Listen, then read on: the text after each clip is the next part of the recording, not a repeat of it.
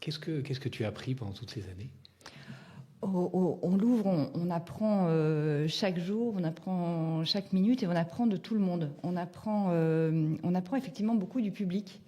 Souvent, quand on me parlait de mon métier, on me disait mais t'as tellement de chance d'être au milieu de tout ce patrimoine, de toutes ces œuvres d'art, etc. Et c'est vrai. Et je m'étais fait une promesse en arrivant au Louvre, c'est de ne jamais passer une journée sans avoir traversé les salles, au moins une salle.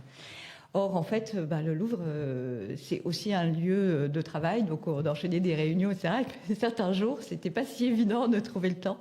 Mais j'ai essayé vraiment toujours de le faire, ne serait-ce qu'un moment, parce que il y a un esprit dans ces lieux, il y a un esprit dans ces œuvres, et c'est évidemment au cœur de l'inspiration et du travail de ceux qui y sont. Mais moi, c'est vrai que le public m'a aussi beaucoup inspiré.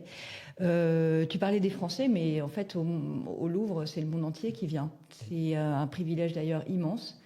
Et pour moi, c'est une question qui a résonné presque chaque jour, en me disant, mais que viennent chercher ces gens?